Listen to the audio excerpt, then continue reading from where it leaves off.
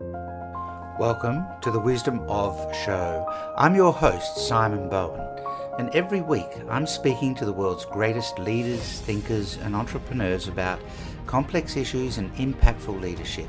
Join us in the Renaissance of Wisdom. Well, I'm very excited because my guest today is someone that many of us in Australia have spent 30 years watching on TV. My guest hasn't just spent 30 years reporting on events around the world across multiple networks here in Australia, but has spent decades actively trying to change the world as well. Tracey Spicer AM is a multiple Walkley Award winner, journalist, broadcaster, the ABC, Network 10, Sky News, but she's far more than a media veteran. And our reason for having her on the Wisdom of today is because of the deeper thinking that she puts into the world around her and in the movements that she's trying to create. She's the inaugural national convener of the Women in Media. She's a Sydney Peace Prize recipient alongside Tarana Burke for the work she did with Me Too in Australia. And she's been awarded the Order of Australia for 3 decades in media. Tracey, I want to talk about the TEDx talk that had 7 million views, The Lady Stripped Bare. We have to talk about that. I want to talk about your latest book, Man-Made, and ask you one of the most urgent questions of our time about how is bias of the past being built into systems of the future. And I'm just so excited to be having this conversation with you. Thank you for giving us this time.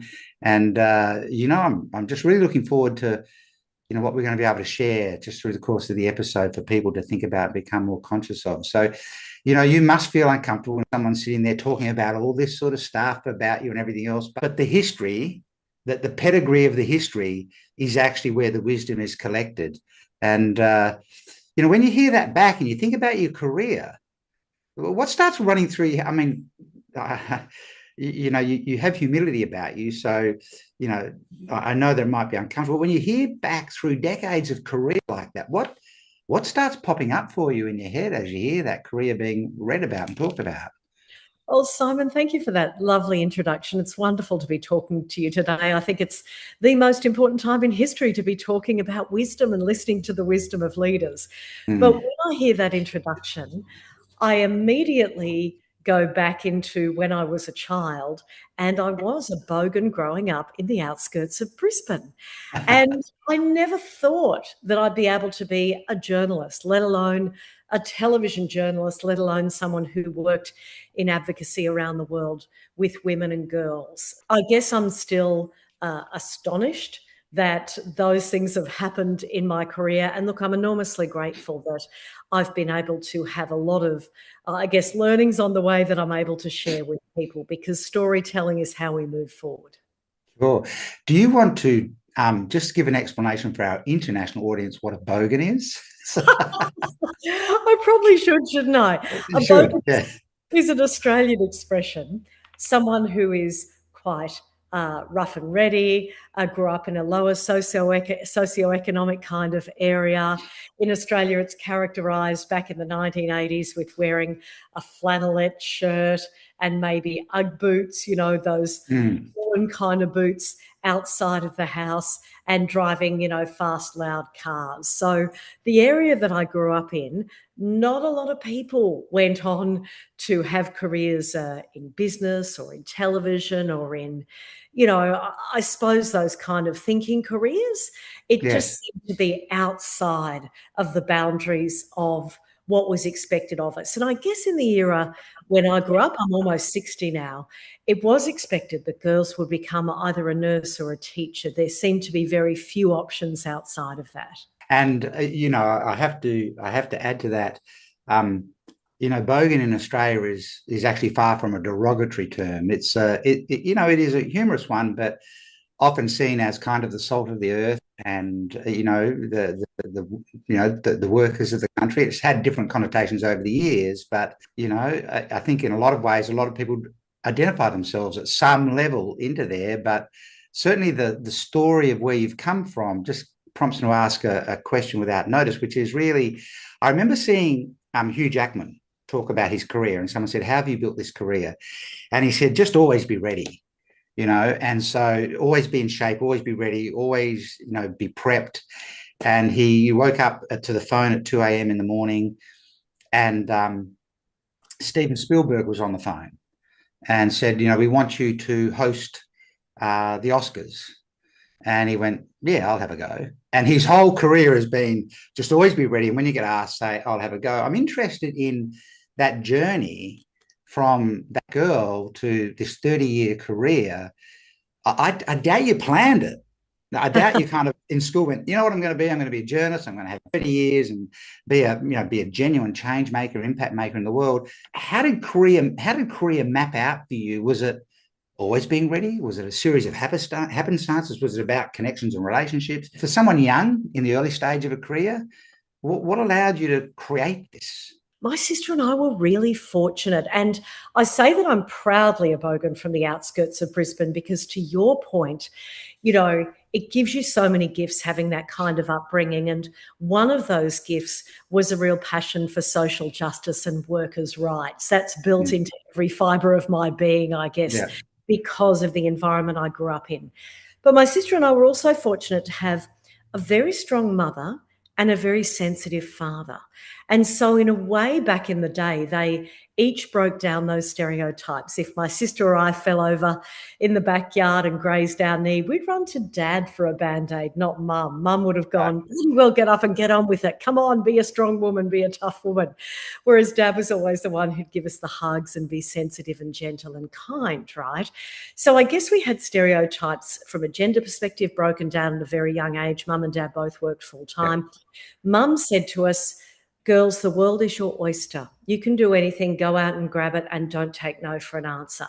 And I think that's a gift as a very young person, because then it allows you to dream big. You don't see the boundaries around you. You think, Mum always used to say to me, well, give it a try. What's the worst thing that's going to happen?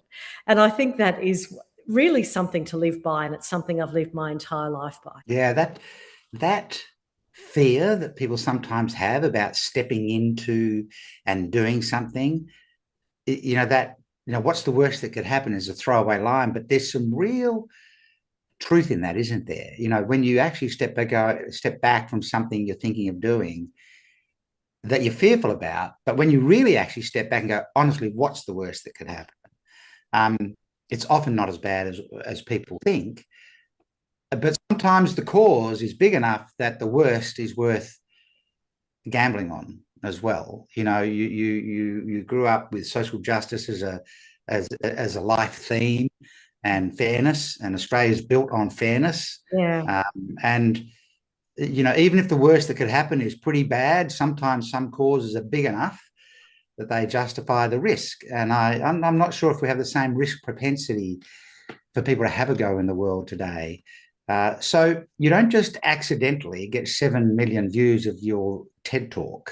That's kind of that's starting to get into the same levels as Brené Brown and others. So the lady stripped bare. I think there's two things, right? The experience of that, and what do you think drove that? The distribution of that video. And then I'd love you to speak into the lady stripped bare and what the TED Talk was about. Oh, it was one of the favourite things I did in my career, actually, to be honest with you. After growing up in Redcliffe, getting a university degree, working in radio and television for decades, I thoroughly enjoyed it. But one thing I didn't like was the fact that I effectively had to put on a mask to appear on television, pretty much 3 inches of makeup, my hair done to within an inch of its life. I had one floor manager who, if one hair was sticking out, he'd run screaming out of the studio into the hair and makeup department, rogue hair, like it was the worst thing that had ever happened in the history of the world. So I think after doing it for decades, I wanted to literally deconstruct the extra pressure, time, money, cost, that appearance has on people, particularly women in the public eye, but also women in a corporate workplace, the expectation of how you have to appear in business compared with men. And certainly with men, you have to have a lovely suit and your shine shoes and whatnot. But for women, there's extra time and money because of the hair and makeup expectation to look workplace ready effectively. Yeah. And I thought, what's the best way to get this across in an 18-minute TED Talk? I know they're 4 minutes these days, but I had to memorise 18 minutes. I'd never done that before. It was quite terrifying. So I thought I would physically deconstruct it. I got up on stage with my heels, all of my hair and makeup on. And while I talked about the pressure on women to appear like this and what it does to us and what we could achieve if we didn't have to do all of this, I gradually took it all off. Not all. I want to assure anyone watching or listening, I didn't take it all off. I sprayed my carefully blow-dried hair, and honestly, women were screaming in the audience. They said, not the hair, anything but the hair. I wiped off my makeup. I took off my corporate dress. I just had a pair of casual shorts and a singlet on underneath, kicked off my high heels. And it was one of the most liberating things I've ever done. Wow.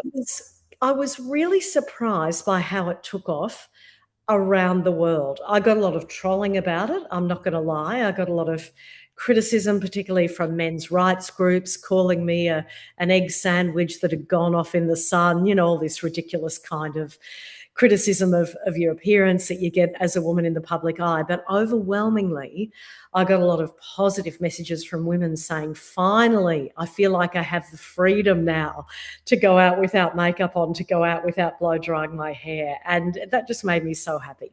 Yeah. It's interesting when you talk about, you got a lot of criticism for it as well, because we're pretty quick certainly in the days of social media, to criticize from behind a screen and without actually making any contribution, and I guess, that social justice early start for you, a strong mother and a sister, there's clearly a through line around women and bias and what's expected from them. My youngest daughter and I were having a really interesting conversation yesterday about women in sport. The highest rated broadcast in Australia was our Australian women's football team, the Matildas, like by big numbers, right? Should they be paid the same as the Australian men's soccer team, right? If you judge it on television, right, you kind of got to go, well, so every time there's a premise being raised about equity or social justice or just fairness, it always seems to garner, and whether it's about women or child labor or whatever it might be, I'm just trying to think of things, somehow, even though it might be just patently fair that the person's talking about, there's always a very strong opposition to it that bubbles out. And this might be a tough question for you to answer, but I often think about, what could I say that created enough pause in the moment for us to have the conversation? Because pause is the key. Like, how do we interrupt your habitual response?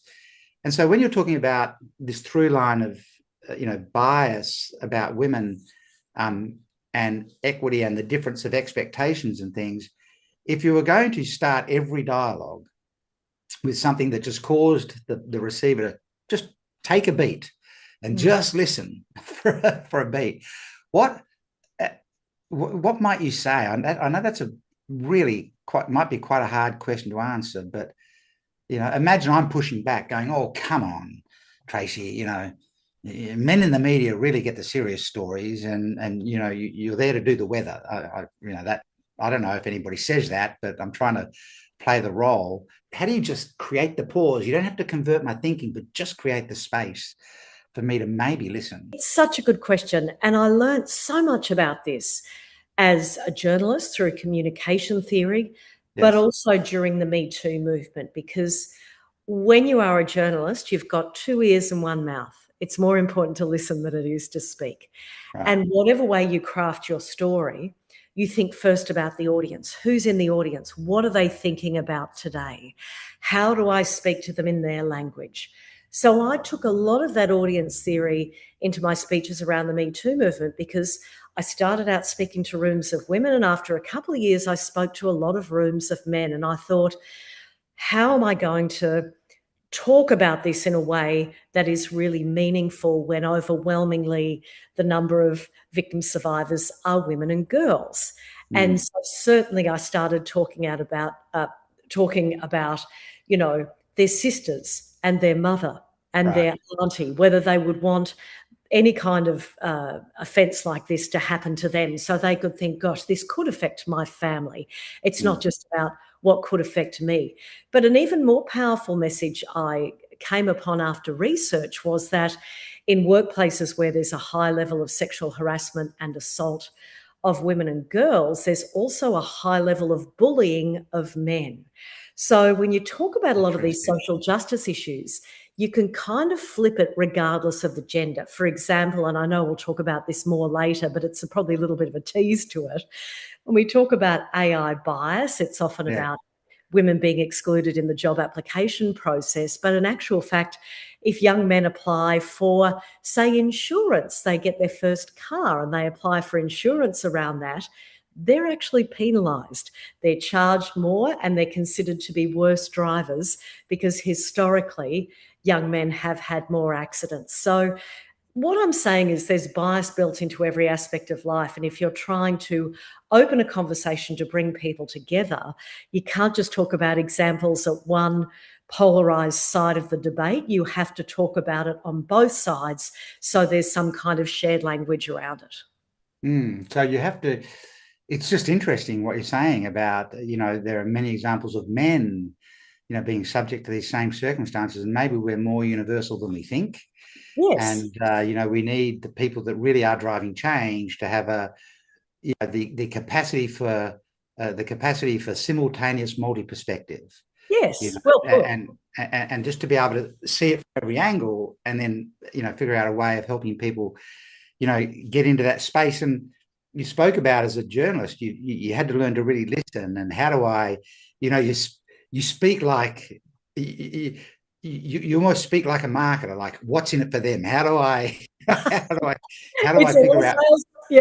Sales psychology, isn't it? Yeah, it is a little bit. And so in that 30 years of journalism, ABC, Network 10, Sky News, you're inside the media establishment, and at the same time you're challenging the media establishment.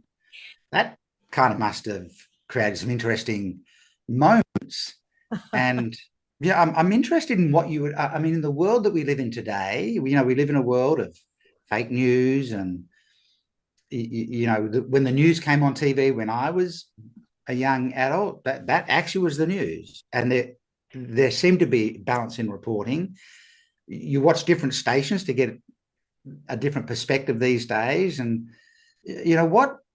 what would you change about the media if you could just click your fingers, wave a magic wand, and you could instantly change it about the media? What would you, because it's so powerful and pervasive, what would you change about the media from an insider's view and understanding what it really is as a machine? In a perfect world, we would simply hear the facts and they would be unbiased. But to your point, there has always been bias in the media, whether it's mainstream or what we used to call new media.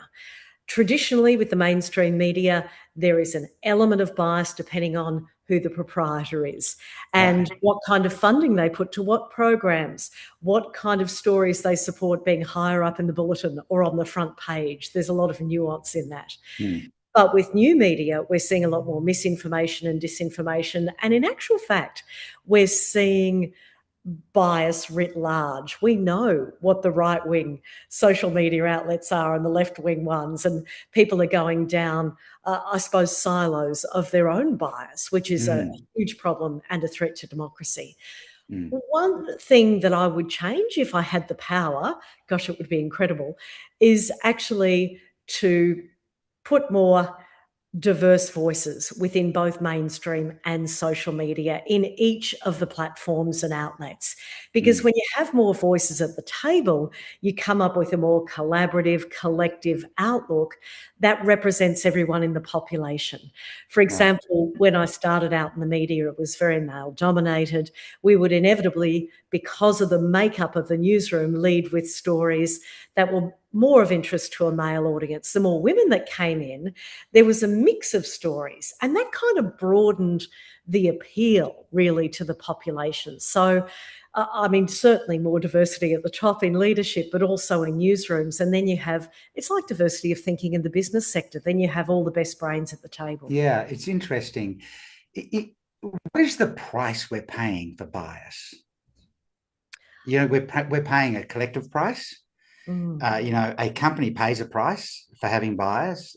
It just does. We're paying an individual price. I don't even know how you would quantify it, but what's the price we're paying as a society for, you know, bias that is still hardwired in many respects? You know, it still has to be unlocked. You know, we're paying a price. In your experience, spending a lot of time speaking in this space, what are some of the prices? What's some of the currencies that we're paying for biasing? We're paying a price on so many different levels, but the biggest one is the widening of the gap between rich and poor, the concentration of power and money in fewer and fewer hands, particularly with the tech oligarchs in Silicon Valley and places like Texas, predominantly in the United States. But when I look at it from the global north versus the global south perspective, there are people in Kenya paid $2 an hour to look at the most horrific images online to label them for machine learning. That's at one end of the spectrum.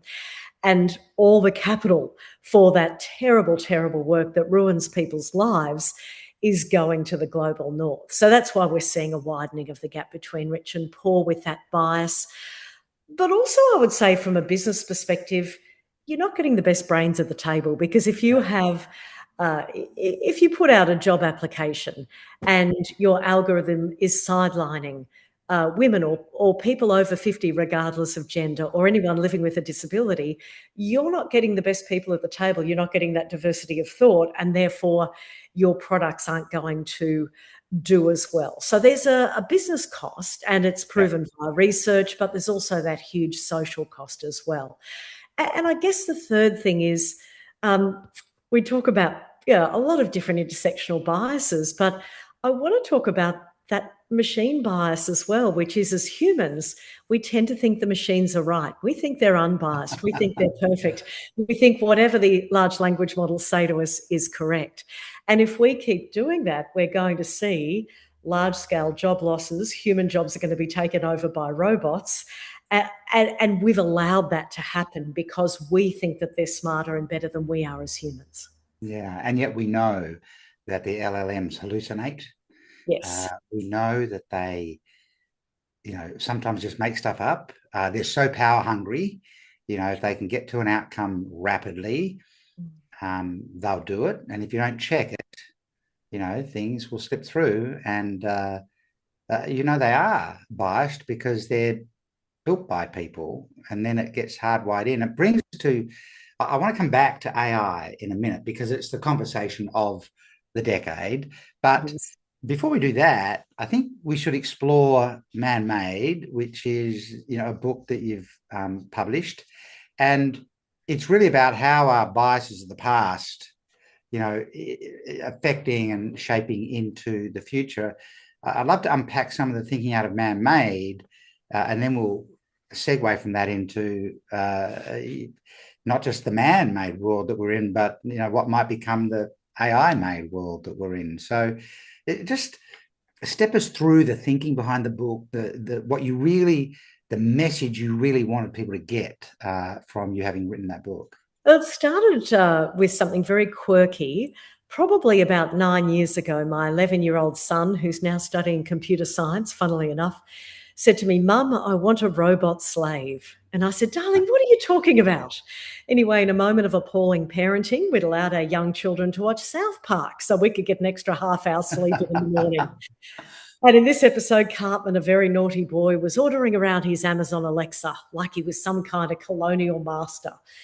And I had this epiphany that this idea about women and girls being servile in the home was being built into the female voice chatbots that were proliferating around the globe. Because at that time, if you listen to the chatbots in the business sector, they all had male voices because of the perceived credibility and gravitas. Thus began a deep dive, and I very quickly stumbled upon even worse stories about deepening stereotypes, but also this becoming a matter of life or death. For example, did you know that self-driving cars at the front of them operate on AI light sensor technology, which means that they're coming up to pedestrian crossings in testing and not recognizing people of colour as human, because the light sensor technology works best on people with white skin. So that's one of the issues that is coming up. There are a lot of issues in the medical sector. For example, Simon, if you or I go to a hospital at a time of, say, a pandemic and there are scarce resources, there's one ventilator, and we're sitting next to someone who's 30, the algorithm will always give the ventilator to the younger person instead of us, because they're perceived as being more productive in society and in the workplace. So what I found very quickly was it wasn't just the gender factor. There were multifaceted biases built into the technology we use every day. And not even things that you might think about. I had not even thought about why a female voice might be used for certain things in technology and a male voice might be used for other things. I hadn't even pieced that together in terms of the perceived role of the voice. You know, is this an authoritative, strategic thinking, guiding voice? We better make it a male voice. Is this I'm just going to do the job and get the tasks done for you? We'll make that a fee. I hadn't even pieced that together. You know, how do systems that have bias protect themselves to keep the bias in? Are we saying that some of this might be consciously designed in, or there is actually deliberate systemic protection of some of these biases, which feels even more icky? Well, it comes down to that sales and marketing conversation. If, from a sales perspective, the product appeals to our deep-seated biases and stereotypes, those that we had years ago to identify the saber-toothed tiger on the savannah and realise that was dangerous, so we better run or get up a tree. Those products that appeal to those historic stereotypes do motivate us. And so it's a deliberate design choice. But on top of that, and it took me a long time to get my head around explaining this in layperson's terms, the bias does start with the data sets, the words, the images, which are inevitably historical, and they tend to lean more towards men, white populations, people who live in a city rather than people who live in rural and regional areas, younger rather than older, people without disability rather than people with disability. Then the algorithms, a lot of people think an algorithm is a mathematical equation. It is, but it's also an opinion written in code about how the world should work. And when those algorithms are written by a very small group, a homogenized group in Silicon Valley, their own unconscious bias goes into it. Now, that's not their fault. We all have unconscious bias, but that's how the bias is deepened. And then it's deepened further by machine learning and, of course, agentic AI, which is autonomous. So there are design decisions, there's the data sets, there's the algorithm. The bias comes from all different angles. Yeah. Well, you know, we might build a model for this in a minute. I'll just close the loop. We'll have some fun and build a model. You know, I'm thinking we could build a model around technology and maybe AI and explore the whole bias conversation a bit deeper. But I just want to put a bow on the man-made piece. You know, man-made won the social responsibility category in the Australian Business Book Awards, and corporate Australia, you know, recognizes that it needs to do some things. And I think around the world, you know, companies know that it's actually just good business to be seen to you know, have equity and things like that. But there's a difference between effective and performative. And you've probably had a lot of conversations with people. So, what do you see that is effective when people are really trying to tackle sometimes deep-seated bias in a system versus performative? Let's kind of be seen to be tackling deep-seated bias, but we're not really changing the system. What are some of the things you've seen in that context? Yes, the proof of the pudding is in the eating, as they say. A lot of people, when my book first came out 3 years ago, were talking the talk but not walking the walk, as we say. But in the last 6 months, believe it or not, I never thought I'd see this, AI ethics has become really hot globally. Yeah, right. Because regulations have started coming in. If you deal with Europe, you have to deal with European Union's AI Act. There's different national legislation in different jurisdictions around the world. Certainly, America is still very free market. China is very much from that communist model. They're quite prescriptive and they've cracked down on a lot of things. I think some of the best governance models are actually in Singapore. From Australia, a very near neighbour to the north. But when I see companies doing it well, what I see is, initially AI was seen as an add-on, sort of a bolt-on, but companies now are thinking about it strategically. First of all, where do we need AI? Not necessarily where do we want AI? Where does it work from our overall company strategy? That's a smart way to approach it. And then the conversation's got to start from that ethical governance perspective. And then you build the system from the ground up, because a lot of the research is showing the productivity increases that businesses are having with AI. The most successful businesses bring the workforce along with them. They ask people at the computer, on the ground, okay, what's working for you? What's not working for you? What kind of ethical conundrums are you having? You teach us as much as we teach you. So a kind of worker-led AI transformation from a responsible AI perspective is the best way to do it.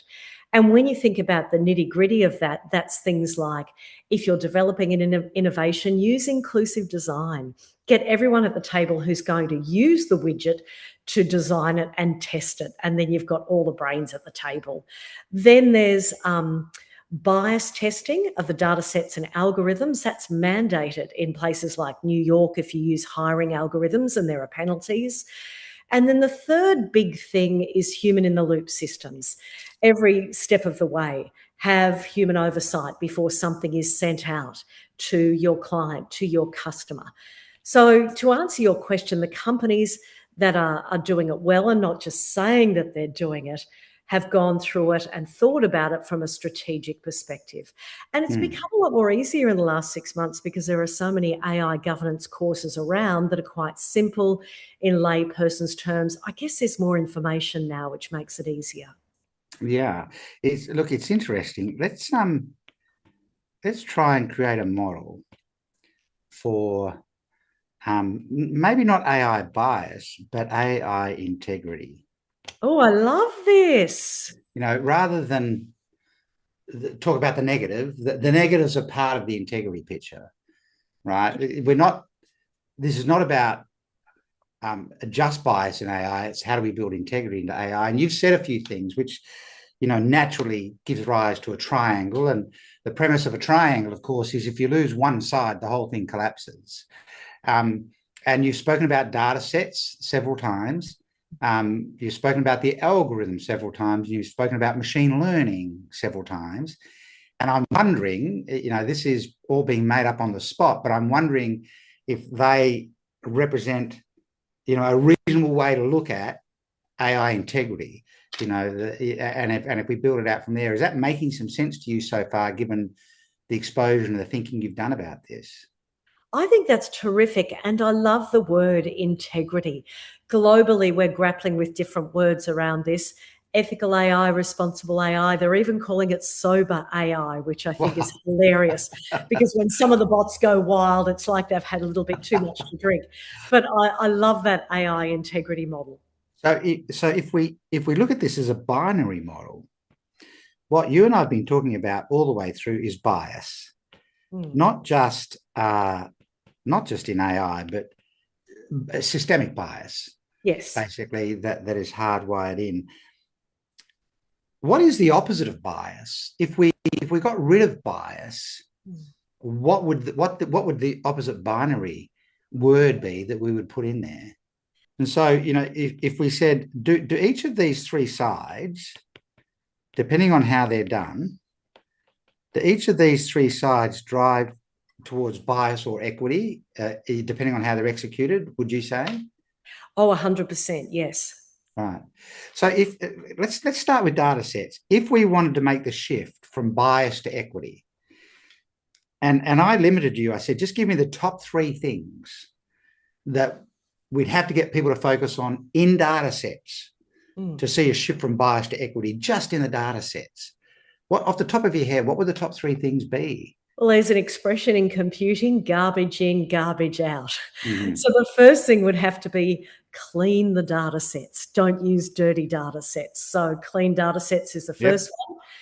The second one is a movement that's actually called, believe it or not, intentional bias, which means taking a data set and even using agentic AI to work out where the demographic gaps are and filling them. For example, putting more people over 50, putting people with disability in, kind of thing. And then the third thing I would say is actually make them smaller. Large data sets inevitably are quite unwieldy and can contain a lot of garbage. Whereas we're seeing the growth now of smaller, more curated data sets, easier to control, easier to make sure that the bias doesn't exist there in the first place. So, yes, clean it up, intentional bias, curated size. Well put. Great. And if we really pursued those things, is there a shot that we'd be able to move from data set bias to data set equity? Yes, and that's happening a lot around the world. I mean, I know we have three here, but overarching all of that is a movement towards actually synthetic data rather than naturally occurring data from the past, because synthetic data can get rid of that historical bias in the data problem. So there are a lot of solutions now that can bring us to data equity, absolutely. So you're saying synthetic data is a positive movement? Yes, because Great. with synthetic data, you can create that equity from the get-go in the data set. Perfect. What would the three big ticket items be to move the algorithm from bias to equity? Oh gosh, the first one is easy, getting more diversity and inclusion in people who work in the tech sector, particularly in programming. So more women, more people from marginalised communities, because then even if everyone puts their unconscious bias into the algorithms, there's a diversity of those biases. Yeah. So designer diversity we have Exactly. to have. And then what would the second thing be, from your perspective? The second thing would be bias training for the people who are creating the algorithms in a similar way to in the business sector. You have training in trying to step back from your own unconscious biases. Then even if it is a homogenized group, they sort of understand what they're doing and can correct it while they're writing the algorithms. Is it okay for me to elevate that to bias consciousness rather than bias training? Yes, I absolutely love bias consciousness. Thank you. Okay. And then what would the third thing be? Oh, the third thing is definitely testing, bias testing for algorithms, Yeah. particularly in the criminal justice system when it comes to job applications and also around credit scoring for people wanting, say, a home loan. What's the purpose of that testing? You called it bias testing, but Hmm. what is the purpose of the testing? Is it to Well, for example, under the legislation in New York, which has been active for about 2 years now, if you have a company that's of a certain size, I think it's over 100 employees, and you use AI for job applications in your hiring software, you must have bias testing every year of the algorithm and the data sets to see that you're not discriminating against two groups, women and people over the age of 50. so the key with testing is continuous testing. That's right, because through machine learning, to look at the bottom part of it, even if you rid it in 2024, it can come back in 2025. So you've got to keep Yeah. an eye on it. So what about machine learning? What are the three things that we'd need to get in place to make sure that machine learning is not supporting bias inside AI tools and technology? Well, the first one is that human in the loop system. Now that we're moving into a more autonomous agentic AI era, they're also calling it a human on the loop system. Because machine learning, let me give you an example of this actually that's quite interesting. The Amazon hiring tool in 2018, they de-identified all these CVs, but the machine was so smart, it looked at the interests and hobbies section. And if a woman said, oh, I used to be a basketball champion, or I used to play, netball, it would infer that that CV was from a woman and it would move it aside. So that's why you've got to have human on or in the loop systems to check that the machine hasn't discriminated autonomously. Right. Great. And then the second thing? Oh, the second thing with machine learning, it's a little bit tricky because the machine just learns by itself, right? Yes. So the first thing is human in on the loop. And the second thing is kind of similar to what I said around the algorithms. You do have to have that testing. So maybe another expression for continuous testing, or perhaps oversight. Oh, I guess that's similar to human in the loop system, isn't it? Can I use an old term, which is quality control? Oh, thank you. I do use that in my keynotes, actually, a big quality control. Yeah, I So, mean, we've got decades of quality control experience, and we know how important it is, like in process control, not end of process control. Fix it at the point of failure, not at the compounded end point of failure. yeah. And then what would the third thing be? Well, the third thing would definitely be legislation and regulation, because it's all very well and good to have voluntary guidelines, but like we found out during the era of smoking, a lot of voluntary guidelines did not work and they had to end up putting in strong boundaries. So I would say definitely legislation and regulation. Right. So if we could move the data sets from bias to equity and the algorithm from bias to equity, it would create an intersection of the two that is positive, that is different to today. Yes. And so now we've got data sets that have equity, we've got an algorithm that has equity. What is the result of that when two things come together? What does that do to the AI from an integrity perspective? The result of that is fairer systems that are ultimately good for business and broader society. In fact, the result of that is something I called protopia, because we often think about technology in a binary way, pun intended, with the zeros and ones. It's either going to lead us to dystopia or utopia. But protopia is a movement where we incrementally introduce this constellation of technologies for the benefit of humanity overall. So everyone is brought along on the journey. Right. And so then if we moved machine learning from bias to equity, and we have equity of algorithm, what does that intersection create? Oh, gosh, let me think. What's another way of saying system fairness? It would be, I would say, true diversity, because you would have all the voices at the table from the designer diversity. And with machine learning deepening that, you would have true inclusion, I guess, or even belonging. You know how the conversations moved a bit from diversity and inclusion to belonging. Let's call it that. Linguistically, we could do better if we were building this for marketing purposes, but there's a second type of fairness that comes in this, which is this belonging fairness or inclusion fairness that we call it. And then, if the data sets have equity and the machine learning has equity, now we're compelled in the models world, if you've got a pattern emerging, you've got to finish the pattern. So what's the third type of fairness that occurs when the data sets have equity and the machine learning has equity? Oh, I would say that's future fairness, because the data sets that are being created now, whether it's synthetic data, whether you're cleaning it, whether it's curated, whether you're inserting intentional bias, that creates data sets for the future that are the bedrock of the innovations of the future. And therefore, we have future fairness. Fantastic. So, if we were speaking to a group of people and we're wanting to, and I'm saying to people, let's talk about AI integrity. There's a lot of conversation about AI and does it have bias and everything else. The conversation we should be having is AI integrity. And AI integrity is a triangle. And if you lose one side of the triangle, the whole thing collapses.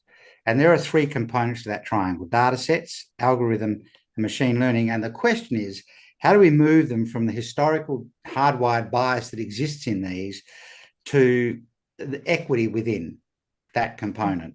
And so how do we shift data sets from bias to equity? It's three things. Yeah, and they really all sit under this general movement towards synthetic data. The first thing is you've got to clean it. You have to take the historical data and clean it. Junk in, junk out, garbage in, garbage out. And most data sets are so big today that cleaning it by itself is an enormous exercise, and so a lot of people skip it. Yeah. The second thing is intentional bias. This is actually, it sounds odd, but this is actually looking at the gaps that exist and how bias, the current historical bias, is working against closing those gaps. And so how do we now intentionally lean towards closing the gaps in the data sets? And then the third thing is curated size. We need to bring the size of these data sets down so they're more controllable, and we can manage them, quite frankly, with greater integrity. And so we have to shift to data integrity. In terms of algorithm, that's really about starting with designer diversity. So how diverse are the voices involved in designing these solutions? And if you're missing, 3/4 of the human population, you've got to assume that solution is not fitting everybody's need from an equity point of view. And then it's about bias consciousness. It's not just training around bias and education. It's absolutely shifting from unconscious bias to conscious bias. Yes. And not having that with a conversation that people defend, but having that with a conversation that people value. And then the third thing is continuous testing. We have to continually test the algorithm because they get out of whack over time. And if we continually test them and shift to equity, data sets that have integrity and an algorithm that has integrity produces system fairness. The first level of fairness that we should be producing if we can get rid of bias that's historically within the systems. Then to shift machine learning from bias to equity, that starts with humans in and on the loop. We have to have human engagement inside the technology, because the machines by themselves actually start pushing equity and diversity out in order to fit their model. Then, this is an old-fashioned thing, but you've got to have quality control. Controlling quality all the way through, not just waiting till you get to the end and find out it's a big mess, like ongoing quality control. And then there absolutely needs to be regulation and legislation around this. And when you do that, you have machine learning that has integrity, because there's oversight, there's humans in and on the loop, and you're controlling the quality of the machine learning. And when you do that and park it alongside algorithm integrity, what you actually get is this belonging fairness, this inclusion fairness between people that are actually using the technology, and you park it alongside data set integrity, you get future fairness. And so really, we can ignore the conversation or we could have the conversation. But what I'd love to do now, I'm pretending to be you, what I'd love to do now for the rest of the keynote is unpack all the components of that model. And, how does that feel to you as you see it coming back like that? Simon, this is incredible. You are so good at this, at distilling these complex ideas into an incredible visual model. That is superb. Thank you. Well, that's my gift to you. You can have that and take that and make it yours and spread it far and wide. I feel like I could chat with you all day about the things that you're trying to do. I'd like to cover off a couple of little things. I've got more questions than we have the time for, but so when you're building a movement, you generally, because of structural society, whatever, you're generally having to tackle leadership first. But the movement is, has to have momentum, and that's volume. So it's kind of a two-ended question. When you put yourself in the mix, you go, I'm going to build a movement here. I want to build a movement around Me Too in Australia. I want to build a movement around bias. I want to build a through line for women and girls in society. you have to tackle leadership, you have to tackle the volume. What are the things you've learned about building a movement that are, more strategic, more deliberate, that you might have been caught off guard with some things and thought, I'm going to do that differently next time. But the idea of building a movement, what have you learned about that? The first thing I learned is that we live in the age of the individual, and we often forget about the power of collective action. I had the great privilege of going to the United Nations a few months ago for the 70th Commission on the Status of Women. And we're at a time of backlash against the rights of women and girls at the moment globally. Like any human rights movement, it comes in fits and starts. There's a burst, and there was a big burst during the Me Too movement, and now we've got a backlash.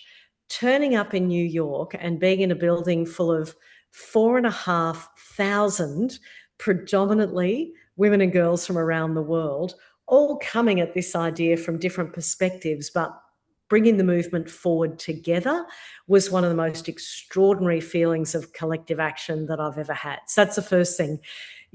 If you want to start a movement, join with other groups, because certainly there are other people who are like-minded. The other thing I would say is around that timing piece. There are better times in history to start movements about certain things compared with other times. So that's that listening piece again, really work on your spidey senses. Have a sense of what way society is moving, whether this is a good time, whether it's not a good time. But even if it's not a good time, it's important to still continue to keep moving forward. Otherwise, we end up being pushed backwards. And the third thing I would say is something I learnt working in the mainstream media, but also kind of against some of the worst practices of the mainstream media, which is when you start standing up for yourself, it's like building a muscle at the gym. The more you do it, the stronger you become. And then it almost becomes a habit. Right. I mean, anyone can start a movement, spark a movement, join with other people and move things forward. Anyone has the capacity to do it. It just takes practice. Well, there's that analogy that if you lay like a builder's plank on the floor in a room and said, I'll give everyone, $10 who can walk across the plank, everyone will take the $10 and walk across the plank. And if you put it a meter in the air, some people wouldn't want to do it. If you put it 2 meters in the air, there'd be more that wouldn't want to do it. If you put it 3 meters in the air, the former gymnasts will go, yeah, I'll walk across that plank for $10, because their calibration they haven't gone from 0 to 3 meters in one step. They've calibrated and built the muscle over time. And I think people are interested these days in creating a movement. So sort of applying those 3 principles, if you like, and look, it's probably the same in terms of running a business, to be honest. Anything where you're trying to get the collective to move, it's really similar. You've been doing it for 30 years, in this career, and Me Too had massive global attention, but movements change and other movements come along. And if you could distill those 30 years, and I don't know how I would answer this for me, so I'll give you a pass if you want to pass on the question, but if you could distill your 30 years into one piece of wisdom you'd want to share with someone who's listening to this, what might that one piece of wisdom be? And I'm thinking about what I would say, and I've got about 5, but I asked you for 1. So let's see if we can do something together with that. There is one thing I feel very strongly about that I haven't mentioned yet, and it's relevant to all the advocacy that I've done and the work that I've done. For example, around the Me Too movement, I, as a journalist, asked for people to come forward with stories of sexual harassment in the workplace.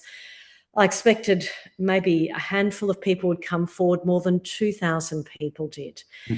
And eventually it was overwhelming. Their stories were heartbreaking. They were going through trauma. It was terrible. And I experienced vicarious trauma very badly. I had to step back from the work for 2 years for the sake of my mental and physical health. So what I would say to people actually over a long career is, yes, build up that muscle, stand up for yourself, create a movement, create momentum, get that collective action happening. But if it gets too much, please step back. You can only be strong for others if you are first strong for yourself. And rest assured that during those times when you do step back, there will be others from that collective movement who will step forward and continue the movement going in the right direction. Because I think a lot of people, particularly, we're in a bit of an era of advocacy, and I think it can come at a huge personal cost. So what I would say is your health and family must come first. Yeah, well, all performance requires recovery time. Yes. All Great. training requires recovery time. It's a key part of training, right? Mm. Anyone that's been in an athletic pursuit knows that. You can overtrain, right? And so you can overperform.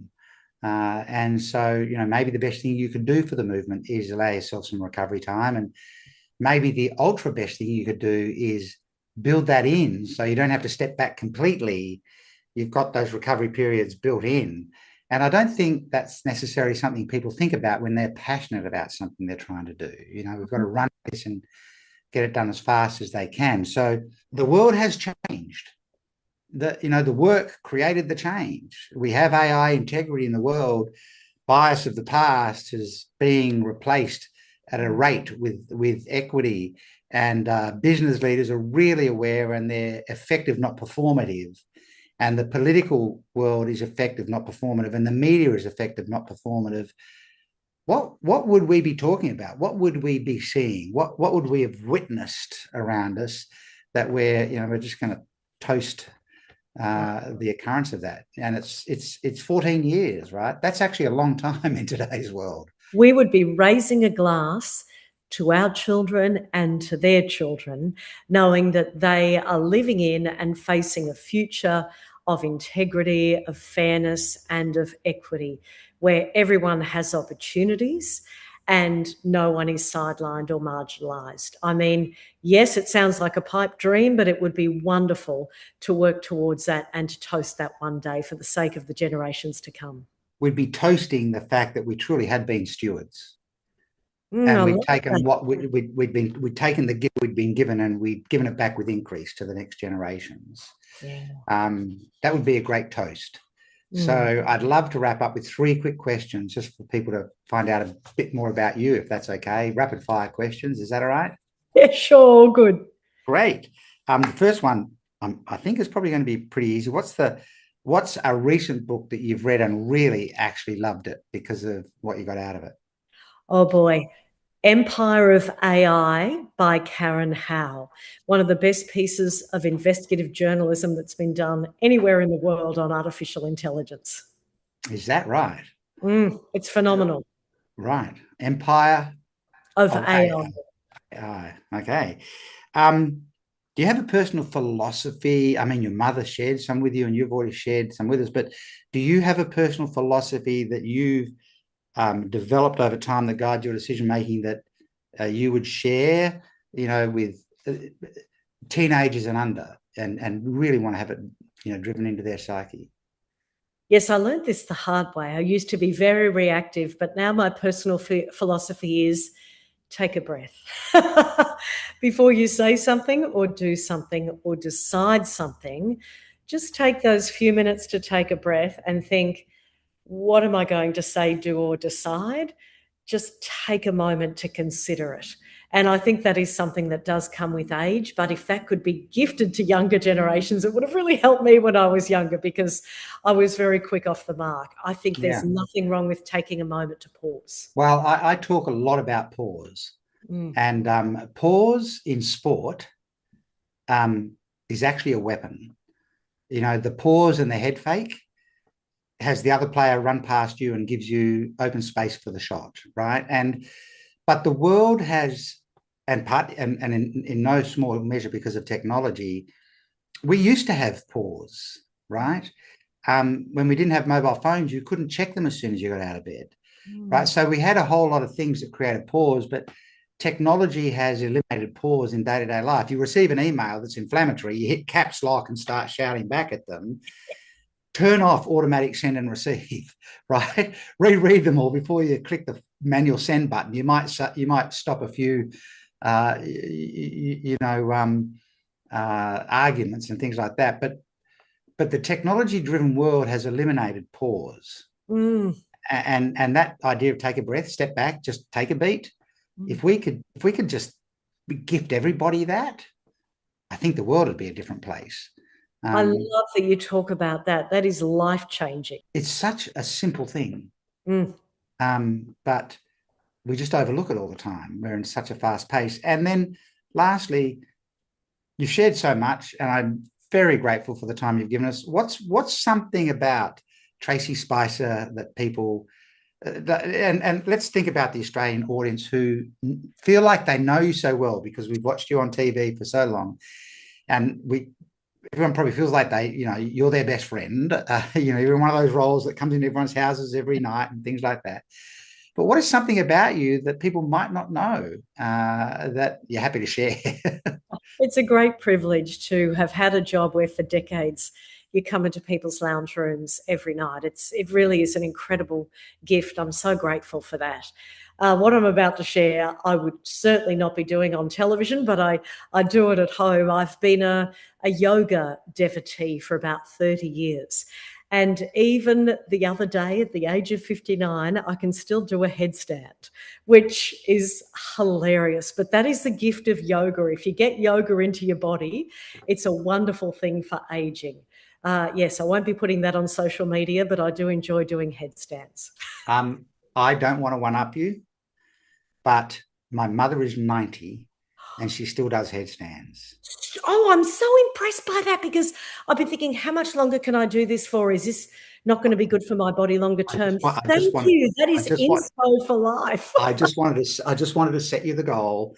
And as she got older, Dad, who's no longer with us, Dad made a frame that she could also rest her shoulders on. And she just puts her head down into the frame and pops her feet up, and she'll stay there for as long as she likes. So I just wanted to, I wasn't trying to one up you. I just wanted to set the goal for you, Tracey, thank you so much for the time you've spent with us. It's just been a joy. It's been so nice getting to, speak with you and get to know some of the things that you're doing. And my challenge to everybody listening to this, don't listen to this and go, that was interesting, but dismiss it. The challenge is to listen to this and, everyone's talking about where's the place for humans in an AI-driven world, and maybe the place for humans in an AI-driven world is inequity. And how do we make sure that that's something that is a hardwired component of the system rather than historical biases that work against it? So, Tracey, thank you so much. I really I've loved appreciate every minute. Thank you so much, Simon. Thank you.